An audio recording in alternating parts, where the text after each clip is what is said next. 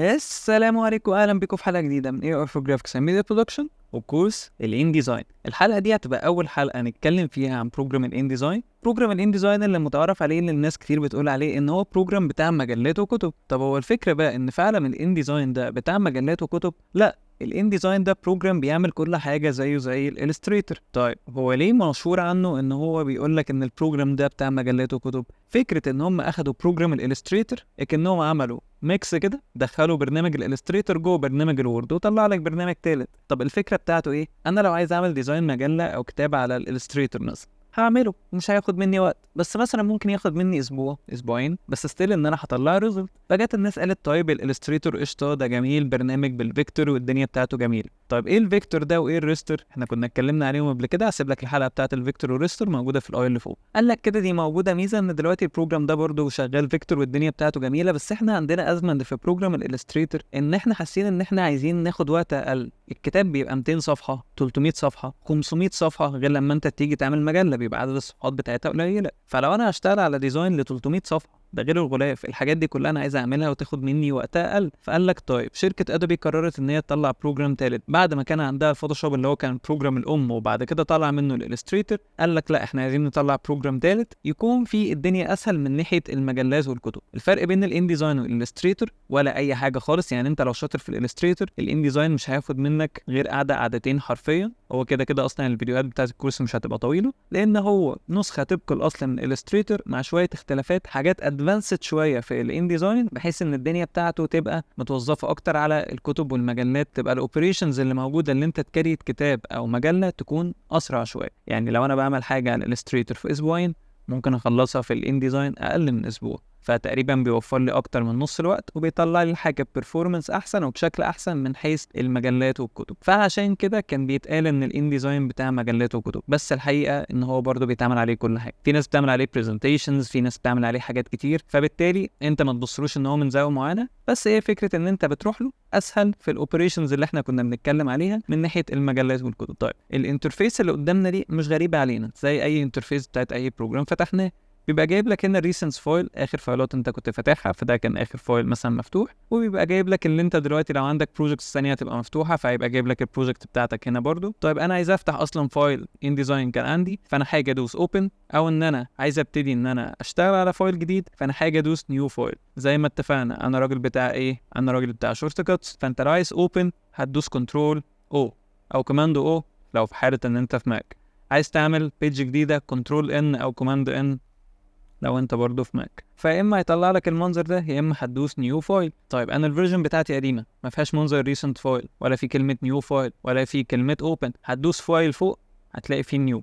النيو دي هتلاقي جواها 3 حاجات، في دوكيمنت وفي بوك وفي لايبراري. لايبراري دي لو انت شاري النسخه بتاعه ادوبي، فهو بالتالي بيبقى مسيب لك الحاجه دي في مكتبه. المكتبه دي بيكون معمول لها ابلود على الدرايف بتاع شركه ادوبي نفسها، الحاجه ما بتتسيفش على الجهاز عندك، دي بتبقى لايبراري كده بتسيف فوق. طب دوكيمنت انا كده بفتح فايل بشكل عام، انا مش محدد مخصوص ان هو يبقى عباره عن كتاب. بوك يبقى انت خلاص عارف ان انت من الاول ان انت هتفتح بكتاب، فانت بتبتدي ان انت تشتغل على كتاب. طب انا ستارت دوكيمنت ولا بوك؟ لا، ستارت دوكيمنت، بحيث ان انت تبقى فاهم الاوبشنز كلها بالبيزك بتاعتها عادي. طب انا لما باجي ادوس كنترول ان، ده الشورت كات بتاع ايه؟ الدوكيمنت على طول. او ان انت لما بتدوس نيو فايل بيبقى دوكيمنت برضه. اوبن اللي احنا لسه قايلينها دي برضه لو انت عايز تخش، وهكذا. وادي اوبن ريسنت موجود. يبقى نفس الاوبشنز اللي موجوده في البريفيو دي هنا لو مش موجوده عندك والفيرجن بتاعتك قديمه، فانت بالتالي تقدر ان انت توظف الدنيا بتاعتك عادي من كلمه فايل اللي فوق وتوظف عليها اللي انت عايزه. طيب جميل، احنا هنخش على النيو فايل دلوقتي. اول ما جينا دوسنا طلع لي المنظر ده، هتلاقي طلع لي 1 2 3 4 5، طلع لي 5 حاجات. لو انت باصص على الالستريتور والفوتوشوب كان بيطلع لك تابس فوق اكتر. طب ليه هنا طلع لي حاجات معينه؟ زي ما اتفقنا ان هو مركز في جزء معين ان هو يكون اقوى حاجه فيه. تمام. طيب ريسنت، ايه ريسنت؟ دي اخر مقاسات كانت مفتوحه، يعني اخر حد كان شغال هنا على ان ديزاين كان دي اخر مقاسات كان فاتحها. طيب معلش احنا بنستفاد من اخر مقاسات ايه؟ ان انا دلوقتي كنت شغال على مقاس معين، فانا نسيت انا كنت شغال على ايه والسيتنجز بتاعتي ايه، فانا عايز افتح اخر مقاس انا كنت عامله على طول، فبتلاقي اخر مقاسات موجوده عندك. سيف دي لو راجل حضرتك مجهز اصلا مقاس معين انت بنسيفه ان انت بتشتغل عليه على طول، بدل ما انت كل شويه تعمل مقاس من اول وجديد، لا انت عارف انت بتشتغل على مقاس كذا في كذا، فانت بتبقى ظابطه بالسيتنجز بتاعته كلها ومسيفها عندك ومريح دماغك. برنت جايب لك اشهر مقاسات الورق، مش كل مقاسات الورق اللي في الدنيا، جايب لك اشهر المقاسات. طب ويب وموبايل. ايه اللي جايب هنا الويب وايه اللي جايب هنا موبايل؟ احنا كنا متفقين ان شغل الويب سايتس والموبايل ابلكيشنز زمان كانت بتتعامل على فوتوشوب او الستريتور او ان ديزاين. فلو حضرتك عايز تعمل ديزاين موبايل ابلكيشن فجايب لك مقاسات موبايلات، عايز تعمل ديزاين لويب سايت فجايب لك مقاسات الويب سايت. طب هو لحد النهارده في ناس بتشتغل على الحاجات دي؟ لا طبعا، في بروجرامز اعلى بكتير في مجال حاليا اليو اي واليو اكس، هو المتخصص في حته ان انت تبتدي ان انت تعمل ديزاينات لموبايل ابلكيشنز او ويب سايتس على بروجرامز تانية غير دي كانت الستايلز بتاعت زمان. حاليا الدنيا بتاعتنا حاجه تانية خالص. طيب انا جيت مثلا دخلت على البرنت، اول حاجه عندي فوق اسم الفايل. شوف انت اسم الفايل اللي انت عايز تعمله ايه. انا عملته اي حاجه، او بالعربي ولا بالانجلش مش فارقه معايا، انا عايز اكتب بس ايه اي اسم، يبقى عارفين ان المكان ده هو بتاع الاسم. طيب يونتس، وحدات القياس، عندك بوينتس، عندك بيكسلز، عندك انشز، سنتيمتر، مليمتر، سيزرز، بيكسلز، ايجتس، مساحات غريبه ومقاسات غريبه جدا. معلش انا هعمل كتاب او مجله، انا اكيد هتعامل يا انشز يا مليمتر يا سنتيمتر. وحدات القياس الثانيه البيكسلز مثلا تنفع معاك لو انت تعمل حاجه للسوشيال ميديا، ممكن تبتدي ان انت توظفها. بس انت حتى لو هتعمل مجله او كتاب انت هتبتدي ان انت الحاجه دي هتعملها على مقاس ورق عادي وتسيبها كفايل بي دي اف وتترفع. فانت معظم الحاجات اللي انت هتشتغل بيها سنتيمتر، مليمتر، انشز، وتعاملنا اليومي بيبقى بسنتيمتر. في ناس هتشتغل بالمليمتر ما عنديش مشكله، الاجانب بتحب تشتغل بانشز ما عنديش مشكله، الثلاثه اصلا واحد بس الفرق بين تحويله بين كل واحده والثانيه، فما عنديش مشكله ايا كان الدنيا هتبقى ماشيه ازاي. انا حددت سنتيمتر، جيت انا كتبت هنا قلت له طيب انا عايز 21 29.7 ده مقاس مثلا الورقه الاي 4. انت حافظها اكتبه، مش حافظها اختار من هنا. مش لاقي المقاس هنا هتخش على جوجل اي 4 سايز بيج، هيطلع لك المقاس بتاعك بالسنتيمتر، خده وحطه. هتلاقي هنا بقى في حاجه اسمها اورينتيشن، طريقه العرض بتاعتي. يعني ايه طريقه العرض بتاعتي؟ انا دلوقتي البيج اللي عندي دي اللي موجوده قدامي حاليا عايز ان انا تبقى بالطول ولا بالعرض. يعني البيج بتاعتي تبقى ايه، بالطول كده ولا بالعرض؟ اختار الاورينتيشن بتاعتك زي ما انت عايز. انت عايز الكتاب او الحاجه اللي انت بتعملها تبقى الورقه بتاعتها بالطول ولا بالعرض، وهكذا. طيب هتلاقي هنا في بيجز. ايه بيجز دي اللي كانت موجوده اختها في الالستريتور بس كانت اسمها ارت بورد. الصفحات في الالستريتور اسمها ارت بورد، في الفوتوشوب كان اسمها كانفاس، في الان ديزاين هنا اسمها بيج. صفحه عادي اسمها صفحه. انت دلوقتي الملف بتاعك اللي انت هتفتحه ده، انت عايز تفتح الملف فيه صفحه بيضاء واحده، ولا عايز صفحتين ولا 3 ولا 4 ولا 5 ولا 10؟ الرقم اللي انت هتكتبه على اساسه هيتفتح عدد صفحات. يعني هنا مكتوب 1، هدوس كرييت، انا مظبطش اي حاجه تانية، بس احنا عايزين نشوف كرييت دي هتعمل معانا ايه. طلع لي صفحه واحده. لو جيت رجعت ورا كده صفحه واحده. طب لو دوست كنترول ان وخليت الصفحات دي، قلت له بص اي 4 وخلينا عدد الصفحات دي سنتيمتر زي ما احنا كده، خلينا عدد الصفحات دي 5، كرييت 5 صفحات، فبدأ ان هو يوظف لي الموضوع بتاعي على 5 صفحات. فعلى اساس الاوبشن اللي انا بختاره على اساس هو هيحدد لي ان هو هيشتغل على كام صفحه. طيب هنا في حاجه اسمها فيسنج بيج. ايه فيسنج بيج دي؟ بص انا دلوقتي مختار 5 وهدوس كرييت، خليك مركز في المنظر ده، وهاجي هنا واشيل كلمه فيسنج بيج ودوس كرييت برضه. ايه الفرق بين هنا وهنا؟ بص كده هتلاقي البيج اللي فتحت مش فيسنج بيج، هتلاقي كل صفحه مفتوحه لوحدها مش في وش بعض، لكن الفيسنج بيج مطلع لي ان الصفحات دي في وش بعض. طب تفرق معايا في ايه؟ لو حضرتك حاليا شغال على كتاب او مجله كل صفحه مالهاش علاقه بالثانيه، مفيش حاجه بتتكون مع الثانيه، فانت لو اشتغلت على صفحه ما عندكش مشكله. لكن في احيانا انت بتبقى عايز تشتغل على الفيسنج بيج لان الصفحه اليمين بتكمل الصفحه اللي على الشمال، فهم الاثنين بيكملوا بعض، فانت عايز ان الصفحتين يبقوا لازقين في بعض. فحاليا ده اوبشن انت لازم تركز فيه، ان انت تختار انت عايز الصفحات تبقى كل صفحه لوحدها مع حالها وتعيش حياتك تعمل ديزاينك على كل واحده لوحدها، ولا تخلي الصفحات في وش بعض. انت ليك كامل الاختيار. طيب احب اقول لك ان الفيرجن دي ناقصه او مش ناقصه، الفيرجن دي معمول لها انستول غلط. يعني ايه؟ يعني جنب كلمه فيسنج بيج دي لو انت عامل انستول للان ديزاين صح هيجي لك هنا هتلاقي مكتوب بيجز. طب بيجز دي بيقول لك ايه؟ بيقول لك هنا انت عايز ان الكتاب بتاعك ده يبقى من اليمين للشمال ولا من الشمال لليمين. يعني ايه الكلام ده؟ يعني انت دلوقتي بتعمل كتاب من عربي هيفتح منين؟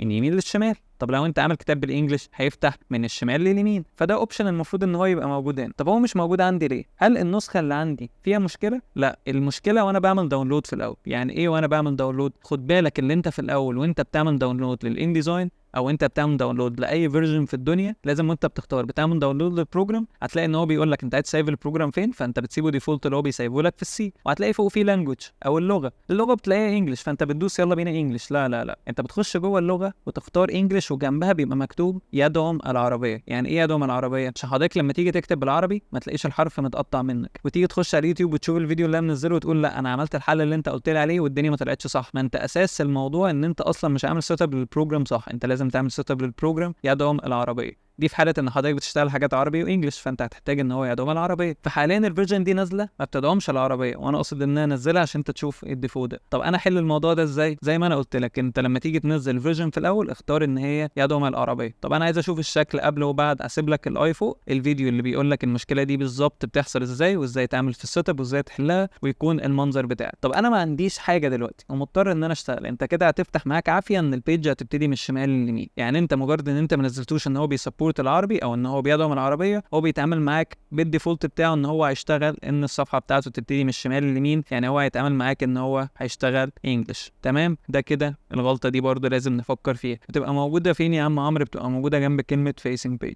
هنا في ستارت وفي رقم، سيبك منه دلوقتي. في هنا كولمز وجنبها رقم، سيبك منه.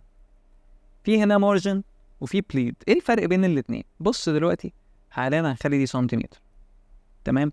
هتلاقي هنا البليد 0 والسلاج دي 0، بس في مارجنز. لو جيت انا كريت هتلاقي كده جوه الصفحه فيه فريم لونه روز او بيربل، ايا كان انت شايف لونه ايه. الفريم ده هو المارجن. طب المارجن ده لازمته ايه؟ اعتبره فريم لنفسك. يعني ايه فريم لنفسك؟ يعني المارجن ده اساسه ان انت لما تيجي تبتدي ان انت تعمل الكتاب بتاعك يبقى موصل لك الكلام بتاعك في فريم معين، ما يطلعش بره، بحيث ان هو يكون شكله حلو وشكله جمالي وهكذا. ومش كده وبس، لا، انت لازم تبقى انت واخد بالك ان الموضوع ده بيبقى محطوط، غير ان انت كلامك يبقى متنظم، ان انت كلامك ما يطلعش بره، عشان لو الكتاب ده وهو بيتقفل الكلام بتاعك ما يطيرش، او لما يجي يبتدي ان هو يتقص مفيش حاجه تطير. فده بيبقى مأمن ان الانفورميشن بتاعتك كلها تبقى موجوده جوه الصفحه عشان مفيش حاجه تضرب. فبالتالي دي كده المارجن. يعني انا دلوقتي دي منظر المارجن بتاعتي. طب لو انا جيت قفلت دلوقتي وفتحت وخليت المارجن بتاعتي 5، المفروض هتلاقي رقم هيكبر دلوقتي. طب هو ليه اتطبق على كله؟ عشان انا اعمل علامه اللينك دي. طب طبيعي ان انا المارجن ممكن اطبق جنب جنب لا طبعا، انت لازم تخلي المارجن كلها نسبه وتناسب.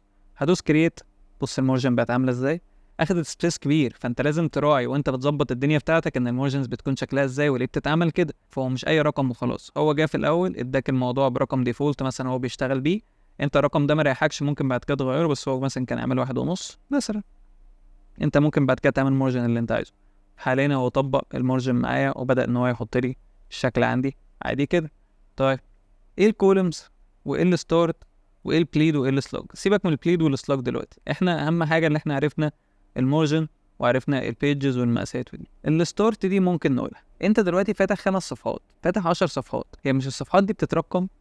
طب معلش، يعني هو مكتوب هنا ستارت، يعني ده معناه ان هو هيبتدي الترقيم من كام؟ طب ما طبيعي ان انا هبتدي من 1. ايه الاوبشن الغبي اللي هو حاطه ده؟ لا لا لا، هو مش اوبشن غبي. مش اوبشن غبي ازاي يا عم؟ ده حاطط لي ان انا هبتدي ارقم منين؟ ما انا كده هبتدي ان انا ارقم 1. ما واحده واحده بقى. افرض لو انا وانت دلوقتي شغالين مع بعض في بروجكت، فانا مطالب مني ان انا اشتغل على كتاب. الكتاب انا هاخد منه اول 50 صفحه، فانا هشتغل من 1 لحد 50. حضرتك لما هتيجي تعمل الفايل الجديد بتاعك اللي انت هتشتغل عليه، هتشتغل من اول 51 لحد مثلا 100. فانت في الحاله دي لو حضرتك اللي هتشتغل الجزء الثاني، فانت هتستارت من 51. طب ليه؟ عشان انت بتكمل على شغلي، غير لو انت بتستارت كتاب من الاول وانت اللي هتخلصه من اوله لاخره، فخلاص انت هتستارت من 1، ما ده العقلاني. لكن في حاله اللي انت هتكمل على شغل حد، او انت بتعمل مثلا فايل ان ديزاين وهو عامل فايل ان ديزاين، وفي الاخر هيدخلوا الفايلين دول على بعض، ايه ده؟ هو ينفع الموضوع ده؟ ينفع عادي. انت تبقى عامل 50 صفحه وانا ابقى عامل 50 صفحه، وفي الاخر ايه؟ نحطهم في فايل واحد. فلو انا شغال من 1 ل50، فانت هتشتغل من 51. فعشان كده هو هنا مش حاططها كده وخلاص، لا، هو حاططها عشان في حاله اللي كل واحد فينا شغال على جزء يعرف هو هيبتدي يرقم منين. لا، انا هبتدي عادي، فانا هبتدي ان انا ارقم من 1، وتاكدت ان الدنيا بتاعتي سنتيمتر وهكذا. في اوبشن هنا مش موجود. ايه الاوبشن اللي مش موجود؟ كولر مود. يعني ايه اوبشن الكولر مود اصلا؟ لو انت اول مره تفتح وتخش على الانديزاين، الكولر مود ده كان مود احنا بنيجي نختاره عشان نعرف ان الدنيا بتاعتنا نبقى احنا بادئين بكولر مود ايه. يعني ايه؟ يعني احنا اللي الناس متعارف عليه، وان الناس اللي داخله اول مره بتسمع عنه، ان في الوان طباعه وفي الوان الحاجات اللي بتنزل على النت وكذا. الوان الطباعه دي اسمها CMYK، والوان الديجيتال الحاجات اللي احنا بنشوفها اسمها RGB. فكان بيديك اوبشن انت تختار بينهم هما الاثنين. طب انا مش عارف ايه الRGB وايه CMYK، وكنت بسمع ان في حاجه اسمها لاب كولر وبيت ماب وكذا. هسيب لكم فوق في الاي الحلقه بتاعه الكولر مودز تفهموا كل حاجه فيها. انت لو جاي من الفوتوشوب والالستريتور فانت اكيد فاهم الكولر مود. طيب الحاجه الديفولت اللي احنا عارفينها ان احنا لما بنيجي نشتغل برنت لازم نشتغل CMYK عشان الالوان بتاعتنا ما تضربش، ولما نيجي ندخل حاجه طباعه الالوان تطلع معانا زي ما هي. بس هو هنا مش مديني اوبشن. انا كان في جمله كده كنت قلتها لكم في الالستريتور، ومع كل بروجرام هنشرحه مع تطور التكنولوجي هقوله لك. البروجرام بيتعامل معاك كل ما هو بيتطور على اساس ان اللي شغال عليه بني ادم غبي ما بيفهمش حاجه، او هو بني ادم ما عندوش بيزكس. ليه؟ هو مش سايب لك مساحه للغلط. يعني في الفوتوشوب في ريزوليوشنز لو فاكرين كان سايب لك ريزوليوشن مفتوحه، وفي الالستريتور كان مديك ريزوليوشن تختار بين 3 حاجات بس، مش مديك اوبشنز كتير، وكان في الكارر مود قلل لك الاوبشن. هنا مش مديك اوبشن ان انت تختار اصلا. يعني ايه؟ يعني هنا انت مختار من فوق ايه؟ انا مختار برنت، هو ديفولت هيبتدي سي ام واي كي، هو مش هيستأذنك، هو بيتعامل معاك ان انت مش فاهم. فانت مجرد ان انت جيت قلت له ان انا شغال برنت، فهو هيشتغل سي ام واي كي على طول. يعني انا اخد بالي بقى، انا لو هشتغل حاجه هنا في الان ديزاين طباعه يبقى انا لازم اخش برنت. طبعا عشان الحاجه تطلع ديفولت سي ام واي كي. طب انا لو هعمل مثلا حاجه هعرضها على حد، او هعمل حاجه هتنزل على النت وهكذا، وانا عايزها بار جي بي، يبقى انت حضرتك هتخش على تاب الويب او الموبايل وغير مقاساتك من جوه. فدي مسمياتها مش شرط ان انت عشان تخش تعمل ويب سايت او موبايل ابلكيشن، لا، انت لو عايز حاجه ار جي بي فانت هتخش على دول. انت عايز حاجه سي ام واي كي، فالبرنت اصلا بتشتغل سي ام واي كي لوحدها. فعشان لو حد مخضوض ان الاوبشن ده مش موجود او ما خدش باله، يبقى عامل حسابه لا، ان الاوبشن ده موجود بس هو بيعمله اوتوماتيك. هنيجي ندوس كرييت، هيطلع ده المنظر بتاعنا حاليا. عندنا 5 صفحات اهو، 1 2 3 4 5. هو بدأ الصفحه دي من هنا عشان هو خلاص احنا قلنا ان هو ديفولت انجلش. وادينا كده شفنا ال5 صفحات بتوعنا، وعرفنا احنا هنبتدي ازاي نتعامل. تعالوا كده نكتشف الدنيا واحدة واحدة. أول تول دي هنا موجودة اسمها Selection Tool، والتول اللي تحتيها اسمها Direct Selection Tool. طيب بين كل تول والتانية هتلاقي جنب اسمها موجود كده ايه، في قوسين. القوسين دول جواهم حاجة. ايه الحاجة دي؟ ده الاختصار. جايب لك الاختصار بقى بتاعت كل تول، بحيث ان انت لو عايز تستخدم الشورت كاتس تعرف. يعني دايركت سelection تول خلاص كده الشورت كات بتاعها ايه؟ حرف الاي. طيب السelection تول الشورت كات بتاعها يا في يا الاسكيب، يعني الاسكيب هيودينا ليها وفي هتودينا ليها برضه. طيب السelection تول جيت ان انا امسك كده، وفي حاجه بتتمسك؟ لا. طب بنحرك، في حاجه بتتحرك؟ لا. طيب ليه مفيش حاجه بتتحرك وليه مفيش حاجه بتتمسك؟ وانا رسمت حاجه؟ ما رسمتش. فانا حاليا بمسك السelection تول، مفيش اي حاجه بتتمسك ولا حاجه بتتحرك معايا. ليه؟ وانا رسمت حاجه اصلا؟ لا. فبالتالي مفيش حاجه عندي ان انا امسكها او ان انا احركها. فهي اسمها سelection tool، بس انا ما عنديش حاجه هنا ان انا امسكها واقدر ان انا احركها. طيب انا ممكن اجي امسك ايه، او ممكن ان انا اجي اتعامل مع ايه؟ لو جينا فكرنا ان احنا ننزل على الشيبس على طول، هتنزل تحت كده هتلاقي فيه حاجه اسمها rectangular tool، وهتلاقي فيه حاجه اسمها ellipse frame tool. الاليبس دي هتلاقي جواها في ellipse وفي rectangle وفي polygon، بس هتلاقي جنب كل حاجه مكتوب جنبها frame، rectangle frame، ellipse frame، polygon frame. طب اللي تحت هتلاقي مكتوب rectangle tool، ellipse tool، polygon tool. طب ايه الفرق بينهم هما الاثنين؟ هنعرف الفرق بينهم واحده واحده، بس تعالى نتعرف عليهم الاول كشيبس عادي. هاخد الريكتانجل تول دي اللي بالنسبه لي شيب، تمام، وهاجي ادوس كليك شمال وابتدي ان انا ارسم. طب حاليا كده هو ايه اللي بيحصل؟ بيتمط معايا. طب بيتمط ليه وبيتحرك يمين وشمال وانا دوست شيفت؟ ما دوستش شيفت. فانا محتاج ان انا اي حاجه ان انا عاوز ان انا ارسمها عشان تبقى نسبه وتناسب، لازم ان انا ادوس شيفت. يعني بص انا لو هنا دوت شيفت اتظبطت لوحدها، شلت ايدي من على الشيفت رجع مطه تاني، فشيفت ورسمت، في حاليا طلع معايا الشكل. طب الشكل ليه طلع فاضي؟ بص كده هتلاقي عندك تحت فيه مربع قدام ومربع ورا. المربع اللي قدام ده اسمه fill color، والمربع اللي ورا ده اسمه stroke color. طيب عندي اكتر من مكان الون منه. عندي الجزء اللي قدام ده الستاندرد بتاعي اللي انا بلون منه عادي، وعندي فوق كده هتلاقي هنا في الفيل كلر وفي الستروك، وهتلاقي هنا عندي في البروبرتيز في الفيل كلر وفي الستروك. طب يا عم عمرو انا الاوبشنز دي مش موجوده عندي بالمنظر ده، ايه المشكله اللي عندي؟ انت ما عندكش مشكله، انت محتاج ان انت تغير المود. يعني بص على المودز دي، احنا بنشتغل اسينشال كلاسيك، في اسينشال وفي ديجيتال ببلشنج وفي بوك، في اوبشنز كتير قوي. بس ميزه الاسينشال كلاسيك احنا بنشتغل عليها ليه؟ عشان هي بتطلع لك الاوبشنز كلها، فانت بتبقى فاهم كل حاجه من الاول. بعد كده مثلا انت محتاج الاوبشنز الاسينشال بس مش محتاج كل الحاجات اللي موجوده، فانت بتختارها. محتاج الحاجات بتاعه الكتب بس، فانت بتختارها، بحيث ان انت بتمينيمايز بس حوالين نفسك كده التولز اللي انت بتستخدمها لو الشكل الكتير ده ايه بيضايقك. فانت لو جبت اسينشال كلاسيك هيطلع لك نفس المنظر اللي قدام. طيب انا حاليا الشكل ده كده لو جيت مسكت الموفمنت تول ودوست بره، هتلاقي هنا حاليا اللي هو جايب لي خط حواليه بس. ايه الخط اللي حواليه ده؟ ده الستروك، عشان انا دلوقتي كده مديله ايه؟ خط بس من بره. عايز اديله لون من جوه، هتيجي تختار هنا وتدوس على السهم ده واختار على الكولرز اللي عندك دي زي ما انت عايز، او هتختار من هنا برضو نفس الفكره، او هتيجي من هنا تدوس دوستين وتختار.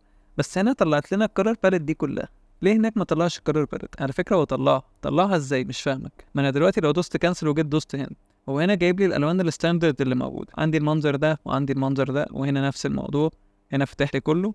لكن هنا برضو نفس الاوبشن، انا دوست عليها فتح لي كله. لو انا جيت دوست على السهم هيطلع لي دي، وان انا اتعامل مع الالوان دي. فانا حاليا كده عندي اكتر من سك، ممكن ان انا العب في الفيل كارر بتاعي واعمل فيه اللي انا عايزه. طب ده كده شكل. لو رسمت واحد تاني جيب يا عم كده، كليك يمين واختار الاليبس وارسم. ادي دايره واديها الفيل كارر لونسان مثلا، وادي كده جيت على البوليجون ودوست وسحبت كده مع شيفت واترسم، وهديله فيل كارر برضه بلون ده. طب انا كده معايا 3 الوان ومعايا 3 اشكال. لو انا عايز ارسم الشكل بمقاس معين هعملها ازاي؟ يعني انا دلوقتي لما باجي بمسك اي شكل هتلاقي هنا مكتوب ويدث وهايت، الطول والعرض، سبحان الله، وهنا برضو ويدث وهايت، وهنا برضو ويدث وهايت. فانا حاليا كده عندي كل حاجه بمقاسها. يعني انا محتاج ان انا بعد ما ارسمها ابتدي ان انا اجي احرك واغير المقاس؟ لا، انت عندك اوبشن من الاول خالص ان وانت بترسم تقدر ترسم الحاجه بتاعتك بمقاسها. ازاي؟ امسح لي بقى كل ده وتعالى نختار شكل. اخترنا مثلا الريكتانجل. لو دوست دوسه هيطلع لك يقول لك دلوقتي انت عايز الويدث والهايت كام؟ قلت له انا عايزه 10 في 10 ودوست اوكي، رسمه 10 في 10. ليه؟ انا من قبل ما ارسم اخترت الاوبشن بتاعتي تبقى السيتنجز بتاعتي ماشيه ازاي. طب هو الكلام ده على الريكتانجل بس، يعني انا لو جبت الاليبس دوسه يا عم اكتب اللي انت عايزه 5 في 5 اوكي تمام، واختار اللون ده. طيب ناقص لنا مين؟ البوليجون. ماشي، دوسه على البوليجون. بس بقى البوليجون طماع شويه. بص هنا كاتب لك بوليجون ويدث تخنه، قلت له 10، وطوله قلت له 10. نمبر اوف سايدز، ايه نمبر اوف سايدز دي؟ البوليجون ده عبارة عن شكل متكون من أكتر من 4 أضلاع، ف5 6 7 8 10. شوف انت عايزه هو يتكون من كام ضلع. طب أنا دلوقتي مثلا لو جيت دوست 6 ودوست أوكي طلع لي المنظر العادي بتاعي. لو أنا عايز أرسم مثلث هعمل إيه؟ أجي حد يقول لي لأ بس أنا في التولز عندي مفيش مثلث، هقول له لأ اتقل على رزقك، دوسة وخلي النمبر اوف سايدز دي 3. لما يبقى 3 أضلاع الشكل هيبقى إيه؟ مثلث. فطلع معايا مثلث أهو. طيب انا عايز نجم. انا كنت بشتغل على الستريتور كان بيبقى فيه نجمه، هنا مفيش نجمه. ليه؟ لا في نجمه. ازاي؟ هات البوليجون برضو ودوس. انت عايز النجمه يكون فيها 5 زوايا، على عيني وعلى راسي. هتلاقي تحت هتلاقي في حاجه اسمها ايه؟ ستور انس. الستور انس دي لو انت عامل الريشيو بتاعتها 0، لو خليت الريشيو بتاعتها 50 وجيت دوست اوكي، بص ايه اللي هيطلع؟ ايه ده؟ نجمه. ليه؟ عشان انت لعبت في الستور ريشيو. لكن لو انت دلوقتي جيت عند الستور ريشيو دي خليتها 0، يبقى انت بتقول لا انا عايز ارسم بوليجون عادي خالص. يبقى عندك اكسس ان انت ترسمه بوليجون، وعندك اكسس ان انت تعمله ستور. فما تجيش تقول لي ما عنديش ستور، ما تجيش تقول لي انا ما عنديش تراينجل. انا رسمت لك الشيبس الاساسيه كلها: ريكتانجل، سكوير، اليبس، بوليجون، ستار، تراينجل. الشيبس كلها من ناحيه شيبس، فانت عارف ان انت تتعامل معاها عادي خالص. طب معلش انا لو جبت بقى الموفمنت تول، مسكت ده اتحرك، مسكت ده اتحرك، مسكت ده اتحرك، مسكت ده اتحرك، وده اتحرك، وده اتحرك. طب جميل، حلو قوي الكلام ده، وانا ملتزم بيهم فوق. لو نزلتهم تحت هينزلوا. طب لو نزلتهم تحت هينزلوا. يعني انا هنا اقدر اكسس على اي حاجه من اللي انا راسمها على الصفحات كلها. عادي، ممكن توزع. يعني انا ممكن اخد ودي دي هنا ودي هنا ودي هنا، ودي تبقى بينهم هما الاثنين، ودي هنا ودي هنا، وتبقى انت مأكسس على كل الصفحات عادي، واديك بتحرك بالسلكشن تول بتاعتك او الموفمنت تول بتاعتك العاديه. طيب ده كده السلكشن تول. ايه الدايركت سلكشن تول؟ ايه الفرق بينهم هما الاثنين؟ يعني انا لو السلكشن تول بتاعتي ان هي بتمسك لي الشكل، ايه الفرق بينها وبين الدايركت سلكشن تول؟ دلوقتي الدايركت سلكشن تول دي اقدر ان انا اتحكم في كل نقطه لوحدها. بص، مسكت الانكر بوينت دي، مسكت الانكر بوينت دي شدتها، اقدر ان انا اتحكم في كل بوينت لوحدها بحريه، واعمل من الشكل شكل تاني خالص ممكن يكون مش موجود. انا اللي بخترع الشكل بنفسي. ليه؟ لان الدايركت سيلكشن دي وظيفتها ان هي بتمسك بوينت بوينت وبتدي لي اكسس ان انا ابتدي ان انا اعدل على بوينت بوينت. مش سايب لي الموضوع ان انا ماسك الشكل مجرد ان انا بكبره، ان انا اصغره، ان انا احركه. لا، هو مخلي الدنيا بتاعتي ان انا اقدر ان انا اكسس على كل بوينت فيهم واعيش حياتي عادي خالص. طيب السلكشن، لو انا جيت مسكت الشكل ده برضه ستيل هو مش بيجي هنا وابتدي ان انا احرك واجي ان انا من الفيرتكس دي ان انا اكبر واصغر. احنا بنكبر ونصغر من هنا، هتشد من فوق كده ويمط، ولا حد يشد كده ويضغط. لا، احنا بنكبر من الزوايا بتاعتنا عادي خلاص عشان تبقى نسبة وتناسب. طب كان في اوبشن موجود في الالستريتور ان انا بعمل حاجه اسمها راوندد ريكتانجل. ايه راوندد ريكتانجل ده؟ في الالستريتور ده كان عباره عن شكل، وفي فوتوشوب ده كان عباره عن شكل. مش كل الفيرجنز، في فيرجن كان نازله ان الراوندد ده عباره عن شكل، وفيرجنز تانية نازله ان هي مش عباره عن شكل. اشمعنى؟ لان انت اي شكل عندك ممكن تخليه راوندد. يعني ايه؟ الزوايا بتاعتك دي بتاعت الشكل حاليا هي فيرتكس شارب، انا ممكن اخليها في اي وقت ان هي تبقى ملفوفه. ازاي الكلام ده؟ بص هنا لو دوست على السهم ده هتلاقي هنا مديك ستايلز، يقول لك انت عايزه فانسي هيطلع لك الستايل ده. طب عايزه بيفل، طب عايزه انست، طب عايزه انفرس راوندد، ولا عايزه راوندد. ايه ده لعبت في الستايل بتاعي وغيرت فيهم زي ما انت عايز. الله، حلو الكلام ده. طب رجعه عادي، لو جيت بصيت على اي اوبشن هتلاقي تحت كلمه الستروك في البروبرتيز في كلمه كورنرز، دي كل ما انا بزودها كل ما الشكل بتاعي المفروض انه يحصل فيه كورنر. طب معلش هو ما حصلش كورنر ليه؟ هو انت غيرت الستايل؟ خليه راوند بقى كورنر، قلل بقى الرقم ده. حاليا اهو بدأ يطلع معايا حاجه. يبقى على حسب الستايل اللي انا بعمله على اساس الدنيا بتاعتي بتتوظف ازاي. فانت لو مش عامل حاجه وعمال تزود في الرقم مش هيطلع لك حاجه. طب لو انا عايز العب في الموضوع بايدي مانيوال، مش عايز العب بالارقام دي، شايف المربع الاصفر ده؟ دوس عليه هتلاقي حاليا خلى الفيرتكس بتاعتك عباره عن الدوائر بالمنظر ده. طب الدايره دي لو جيت سحبتها ايه اللي هيحصل؟ راوندد. يبقى انا دلوقتي قدرت اكسس على الشكل اللي عندي ده ان انا اخليه راوندد باكتر من مكان، 1 2 3، اقدر ان انا العب بايدي بالنمبرز وهكذا. بس انا دي كده بلعب في الزوايا كلها، مفيش حاجه اما عمر تخليني ان انا العب في زاويه معينه. دوس على كلمه كورنر هيطلع لك كورنر اوبشن، عندك كورنر والتاني والتالت والرابع. طب لو جيت هنا كتبت 3، طب لو جيت كتبت 10، طب لو جيت مثلا كتبت 50، مفيش حاجه بتغير ليه؟ وانت غيرت الادج؟ لا. فانت بتكلمني ان انت عايز حاجه تتغير ازاي؟ خلي دي راوندد، وخلي دي 5، خلي دي 2. اتغيرت بس هي بتتغير في الزاويه كلها برضو، انا عايزها في زاويه واحده. فاكر العلامه دي؟ العلامه دي اللي كانت موجوده وانا قلت لك دي علامه اللينك، وقلت لك عليها في الاول خالص واحنا كنا بنشرح على المورجن. قلت لك دي وظيفتها ان هي بتخلي ان الزوايا كلها تكبر مع بعض او تصغر مع بعض. لو شلتها وجيت قلت له على دي 2، دي بس اللي هتطبق راوندد. طب لازم راوندد؟ لا، براحتك بقى، راوندد، فانسي، بيفل، انست، براحتك. طب ينفع ان كل زاويه تبقى شكل؟ يا باشا عادي خالص، العب زي ما انت عايز. مجرد انت دوست اوكي انت اكسست الحاجه اللي انت عاملها. فانا دلوقتي عرفت ازاي ان انا اقدر ارسم الشيبس دي كلها. ايه لازمه السلكشن تول؟ ان انا اقدر ان انا اكبر واصغر، ان انا اقدر ان انا اتحكم في الشكل اوديه اجيبه. ايه لازمه الدايركت سلكشن تول؟ اي شيء بقى عندي ممكن العب في الفيرتكس بتاعته، اي شيء بقى عندي ممكن العب في الكورنرز بتاعته، اقدر اعمل فيه اللي انا عايزه. الشيب اللي عندي اقدر ان انا اديله فيل كلر، اقدر ان انا اديله ستروك ان هو يبقى خط مع الفيل، ممكن ان انا اديله فيل بس، ممكن ان انا اديله ستروك بس. عندي اكسس برضه على الاثنين. طب الستروك ده ينفع ان انا اتخنه واصغره؟ عندك هنا اهو. ايه اللي بيحصل في الشكل؟ بيتخن اهو. طب انا اتخنت من هنا، عايز ارفع عن مكان تاني، اهو في البروبرتيز انزل. طب ما تمسك دي والعب في الارقام نفسها او قلل. طب اقول لك على حاجه كمان، انت عندك ستايلز. يعني ايه عندي ستايلز؟ يعني انت عندك اشكال من الستروك. لو جيت مثلا بصيت هنا او من الاوبشن هنا من البروبرتيز برضو عادي، انت عندك دي او دي. جيت انا هنا قلت له لا انا مش عايزه لاين، انا عايزه الثيك سيك ده. طب انا عايزه ستيك سن، لا انا عايزه دوت، انا عايزه منظر ده، طب انا عايزه ده. الشيبس دي كلها ما كانتش موجوده في الالستريتور بالقوه دي في موضوع الستروك.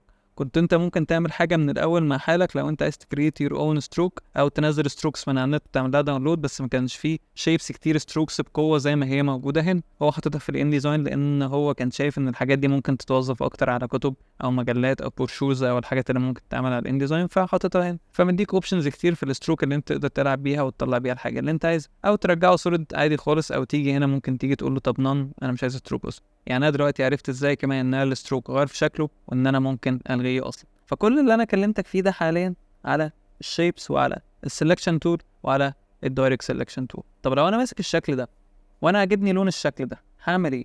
يا اما هتدوس اي هتلاقي شورت كات جاب لك الاي دروبر دي على طول، يا اما حضرتك هتيجي بالماوس اي دروبر وبعدين دوس على ده وده، دوس على ده. انا واخد بالي ان في حاجه غريبه حصلت. ايه الحاجه الغريبه اللي حصلت؟ هل هو غير لون بس؟ لا. امال هو عمل ايه؟ الاي دروبر بتاعتي اللي هنا مش مجرد ان هي بتجيب لي لون، امال بتعمل ايه؟ اعمل كنترول زد كده وارجع امسك الشكل ده ودوس اي دروبر عليه وروح هنا. هو اخد من هنا اللون وطبقه هناك. طب هنا طبقه كلون، طب هنا طبقه كلون، هنا طبقه كلون، هنا طبقه كلون. يبقى انا اخدت من الاول هناك الكرر وبعد كده بدات ان انا اطبقه. طب ارجع وتعالى ناخد الاي دروبر بتاعتنا من هنا وجيت طبقتها هنا. بدأ ان هو يتطبق بالستروك بالفيتشرز بتاعت الشكل. يعني هو مش مجرد ان هو اخد اللون بس، لا، شال الستروك، بدأ ان هو يطبق الموضوع على اللون ده. هنا اشتغل على الوضع ده، هنا اشتغل على الوضع ده، على الوضع ده، على الوضع ده. رجعوا ليه المنظر الديفولت بتاعه، ما بقاش ان هو مجرد ان هو بيديله الكر وخلاص، لا، رجعوا الديفولت بتاعه عشان يخلي الدنيا بتاعته تمام، ما يبقاش ان الشكل ملعوب فيه في حاجه. يبقى انت دلوقتي الاي دروبر دي ممكن تاكسس معاك على حاجتين، ممكن مجرد ان هي بتنقل لك لون، ممكن ان هي تنقل لك الفيتشر بتاعه الشكل نفسه زي ما انت عايز. طب الاي دروبر دي كده وظيفتها بالاي ان انا بجيبها، او ان انا بروح اجيب الاي دروبر وابتدي ان انا اخد الحاجه بتاعتي. طيب انا برجع طبعا بكنترول زد عادي، بحيث ان انا ارجع الخطوات بتاعتي. عايز ان انا اطلع خطوه قدام كنترول شيفت زد، يبقى الاندو كنترول زد، الريدو كنترول شيفت زد. طيب انا عايز ازوم ان واوت، عندك كنترول بلس وعندك كنترول ماينس عادي، او بالالت وبالسكرول بتاعه الماوس تبتدي ان انت تقرب او تبعد. طيب هنا عندي هنا حاجه اسمها هاند تول، وفي ماجنيفاير. الماجنيفاير دي وظيفتها ان انا بعمل بيها زوم ان، او ان انا بعمل بيها زوم اوت. ان انا ادوس الت وادوس هيرجع، ان انا من غير الت بدوس بيعمل زوم ان. يا اما زي ما اتفقنا كنترول بلس وكنترول ماينس، دي الاوبشنز العاديه بتاعه الزوم. في الهاند تول دي اللي وظيفتها ان انا ابتدي ان انا لو قدام كده اتحرك يمين وشمال، انا ما بتحركش من هنا. في ناس بتروح تجيب الهاند تول وتبتدي ان هي تتحرك وبعد كده تغير التول بتاعتها، بس ده بالنسبه لي تضييع وقت. دوس سبيس هتلاقي ان الهاند تول تيجي تاكسس معاك على طول، ودوس هنا وابتدي ان انت تغير واطلع وانزل واعمل اللي انت عايزه. فالهاند تول دي برضه وظيفتها ان انا ببتدي ان انا اتحرك في الشكل رايح راجع زي ما انا عايز. يبقى دلوقتي السلكشن تول عرفناها، دايركت سلكشن تول عرفناها، وعرفنا كمان الماجنيفاير الزوم ان والزوم اوت، وعرفنا الهاند تول، وعرفنا الاي دروبر تول، واتكلمنا كمان عن الشيبس بتاعتنا. ممكن اتكلم معاك في النوت تول. ايه النوت تول دي؟ دي تول في ناس بتبقى شايفه ان هي ملهاش لازمه، بس هي تول لناس كتير بيكون ليها قوه. التول دي ما كانتش موجوده في الالستريتور، بس كانت موجوده في الفوتوشوب. طب التول دي وظيفتها ايه؟ بتسيب نوت. هي مش اسمها نوت تول؟ يبقى بتسيب نوت. دلوقتي انت مثلا شغال في بروجكت معين، فانت وقفت عند حته معينه، والحته اللي انت وقفت عليها دي عايز تسيب عندها نوت، اللي انت تكتب انا واقف عند المكان الفلاني بعمل حاجه الفلانيه، بحيث ان مثلا ما يحصلش منك اي دروب لو انت راجع تكمل الشغل. فانت عايز تكتب نوت، فانت حضرتك بتختار النوت تول بتاعتك وبتبتدي ان انت توظفها، تكتب بيها نوت في مكان مثلا معين. ده انا وقفت عند كذا، ده انا عايز ان انا اوظف فيه ان انا عملت كذا كذا كذا كذا. انا كلاينت قال لي ان هنا في تعديل كذا كذا كذا، فانا عايز اكتب نوت ان في تعديل كذا كذا كذا كذا. فدي بتبقى مجرد نوت زي الستيكي نوتس كده اللي الناس بتستخدمها متلزقه على الشاشات. دي انت بتاخدها بتحطها جوه الفايل، بتكتب فيها الحاجه اللي انت عايزها وخلاص. في ناس بتستخدمها في ناس ما بتستخدمهاش، ليك كامل حريه، مش اي تول بتبقى موجوده في البروجرام مطالب اللي حضرتك تستخدمها. طب انا بعد ما جبت النوت تول وان انا عايز اجيب البروبرتيز بقى بتاعتها كامله والدنيا بتاعتها كلها، اجيبها منين؟ احنا متفقين ان اي حاجه تتوه منك وان انت تعوز تجيبها في بروجرامز ادوبي بتجيبها من ويندو. هنا الويندو ما تحسش ان هي فيها اوبشنز كتير، بس هي فيها اوبشنز كتير، هو مجمع لك الدنيا ايه جوه بعض شويه، بدل ما سايب لك ان الاوبشنز كلها فوق بعض. لو دخلت على دي هتلاقي هنا في نوت، جوه النوت دي هتلاقي فيه الفيتشرز بتاعتك.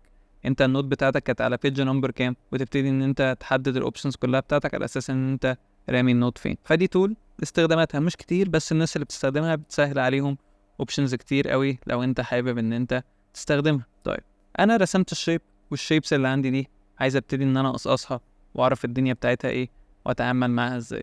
لا كفايه علينا كده النهارده، احنا خلاص عرفنا ان الشيبس دي ازاي ان احنا نحركها، ازاي ان احنا نقدر نتعامل معاها بالدايركت سيلكشن او نتعامل معاها بالتولز العاديه، عرفنا ازاي نزوم ان ونزوم اوت، ازاي نتعامل بالهاند تول، ازاي نستخدم الاي دروبر. فعرفنا ان احنا ازاي نوظف اكتر من حاجه، بحيث ان الفيديو الجاي نخش بغشامه شويه، ممكن نخلص اصلا التولز كلها ونعرف ازاي بنتعامل معاها، بحيث ان احنا ممكن فيديو كمان ونخلص الان كله. الان ما فيهوش حاجات كتير، فممكن ان احنا ندوس دوسه بس كده غشيمه شويه ان احنا نظبط الدنيا بتاعتنا ونخلص الان بسرعه. اتمنى تكون الحلقه عجبتكم، استنيكم في حلقات جايه كتير. ما تنسوش تعملوا لايك وشير وسبسكرايب وترنوا الجرس عشان كل ما ننزل حلقه جايه يجيلكم. لو حد عنده اي سؤال ممكن يسيبه في الكومنتات، هرد عليه على طول ان شاء الله. ولو حد حابب ان هو يكلمني دايركت هتلاقوا لينك الانستجرام اكونت موجود تحت في الديسكربشن، وهتلاقوا لينك البيج ممكن تبعتوا لي في اي وقت، هرد عليكم ان شاء الله. واتمنى انكم تكونوا استفدتوا بمعلومه جديده، والسلام عليكم.